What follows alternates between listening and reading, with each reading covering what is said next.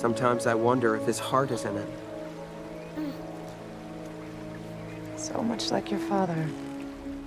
The Book of Boba Fett is increasingly feeling like a bait-and-switch viewing experience. It is called the book, and not the synopsis of Boba Fett after all, so it's not totally unfair for viewers to expect every episode to feature the titular bounty hunter prominently. But with Chapter 6, From the Desert Comes a Stranger, Jon Favreau, along with co-writer and episode director Dave Filoni, has once again sidelined its eponymous anti-hero in order to continue the story of The Mandalorian. At least we get to see Tamora Morrison after a complete absence in the previous episode, but the scene only serves to put Din Djarin in the room with Boba and repeat information we already know. They need more men for their battle for control of Tatooine against the Pike syndicates, and they have a lot of credits to pay for the muscle. Yet this briefest of scenes comes a whopping 28 minutes into a 42-minute episode, which dedicates a significant portion of the action to two Mandalorian characters, Grogu and Cobb Vanth.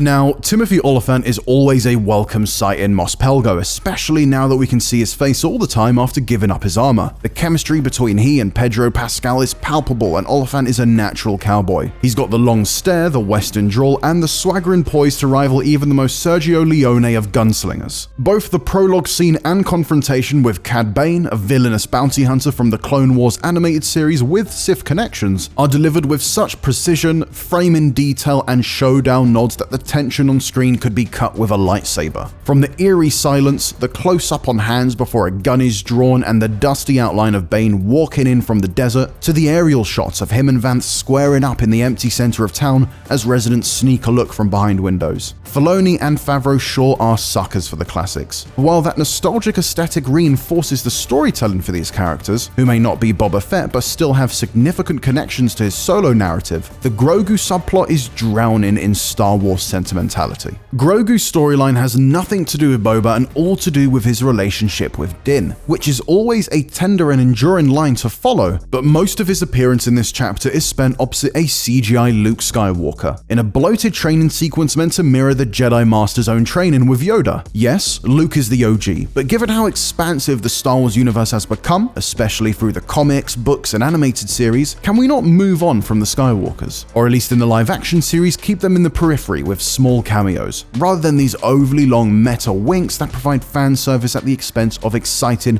fresh storytelling. This week's narrative journey is once again a bad episode of the Book of Boba Fett and a good episode of The Mandalorian. The writers appear to be using the bounty hunter's small Mandalorian connection. The man has said himself he is not a Mandalorian after all, as a way to explore what it means to be part of that warrior race. But so far, the show has yet to tug that thread in conjunction with Boba Fett himself. With Cobb's allyship under threat after his Bane encounter, will his people join Fett's tribe and fight? Will Grogu, faced with the Sophie's choice of following the Jedi or Mandalorian way, and one episode left that surely has to go out with some sort of bang, maybe the young foundling / Padawan along with those frustrating Jedis will lend their muscle. An epic battle featuring all of these non-Book of Boba Fett characters would certainly explain why so much screen time has been dedicated to them. There are a lot of ultimatums in this episode. Here's hoping our decision to subscribe to this Star Wars story was the right one. From the Desert Comes a Stranger offers some astute western swagger and introduces a menacing villain with Boba Fett ties to the live-action universe. But the storytelling is,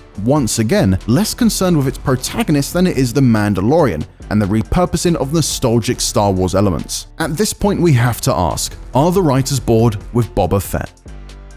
For more on Fett, make sure to watch our review of Episode 5 or the latest episode of Cannon Fodder.